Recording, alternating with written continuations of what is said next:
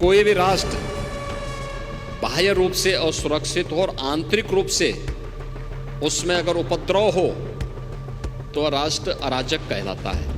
यानी अराजक राष्ट्र की स्थिति वैसे ही होती है जैसे आज आप पाकिस्तान की स्थिति देखते होंगे। धरती हमारी माता है,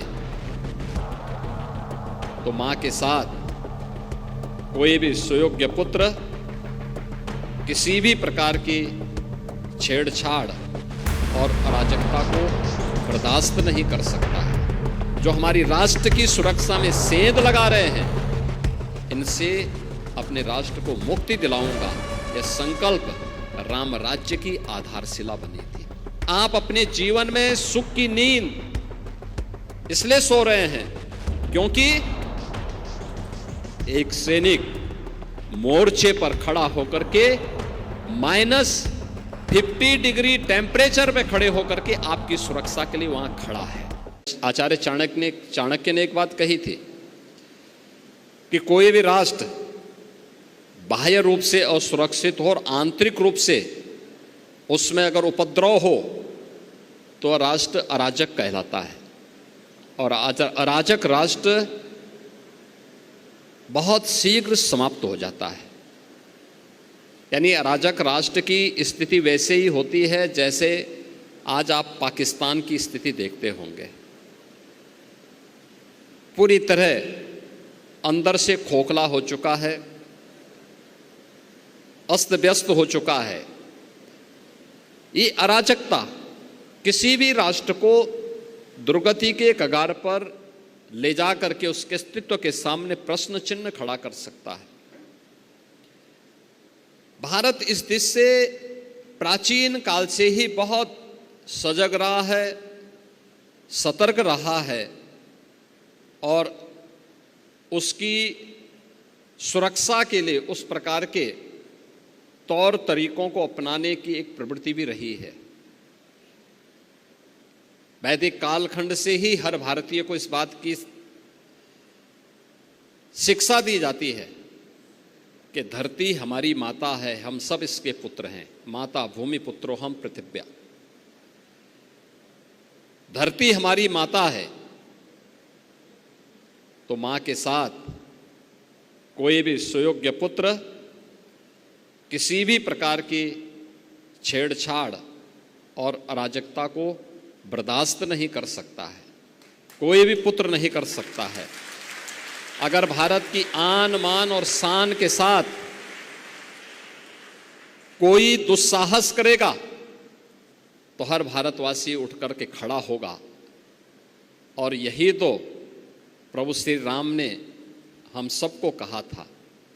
उनका उपदेश इसी बात को लेकर के, जब उन्होंने जंगलों वन के दिनों में, जब वनवास उनको हुआ वन के अंदर, और उस समय की भारत की सबसे बड़ी चुनौती जो थी, वे जो राक्षस थे, रावण के राक्षस थे, उन राक्षसों के उत्पात के बारे में, उनके उपद्रव के बारे में जब उनके सामने इस बात को रखा था तो उन्होंने एक ही संकल्प लिया था। तब उन्होंने कहा था, भारत की विद्वत शक्ति के सामने उस समय उन्होंने एक ही संकल्प लिया था, निस्सरहीन करो मई भुज उठाए प्रण कीन।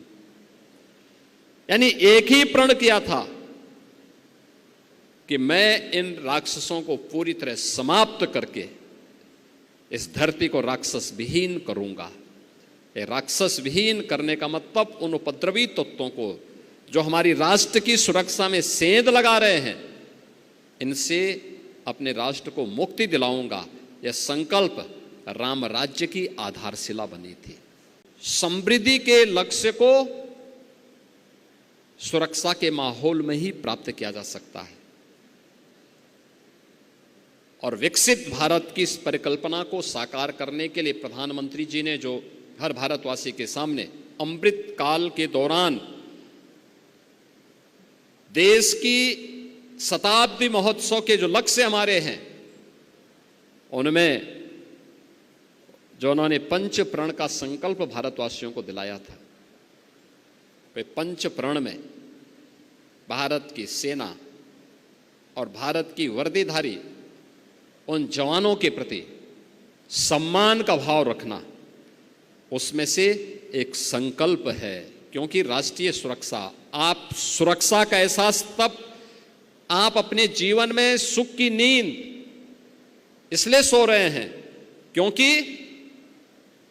एक सैनिक मोर्चे पर खड़ा होकर के -50 डिग्री टेम्परेचर पे खड़े होकर के आपकी सुरक्षा के लिए वहां खड़ा है, तब आप सुरक्षा का एहसास कर पा रहे हैं और चैन की नींद सो रहे हैं। देखो, आप सुरक्षा का एहसास आपको इसलिए हो रहा है, आप अपने घर में इसलिए चैन की नींद सो रहे हैं क्योंकि एक जवान अपने मोर्चे पर खड़े होकर के लगातार सजग होकर के आंतरिक और बाह्य सुरक्षा के प्रति, पूरे देश के प्रति अपने कर्तव्यों का निर्वहन कर रहा है। तो उनके प्रति इस दायित्व का निर्वहन करके सुरक्षा के उन लक्ष्यों को प्राप्त करने में हम भी योगदान दे सकते हैं।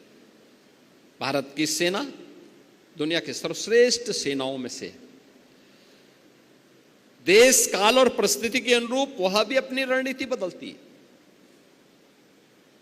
युद्ध के तौर तरीके बदले, हर स्तर पर बदले हैं, बदले जाते हैं। अलग अलग समय में कब सर्जिकल स्ट्राइक हो, एयर स्ट्राइक हो, या पहलगांव के बाद ऑपरेशन सिंदूर हो, आपने सब में देखा होगा कुछ ना कुछ बदली हुई परिस्थितियों में हम लोगों ने सफलतम इन ऑपरेशन को करके दुश्मन को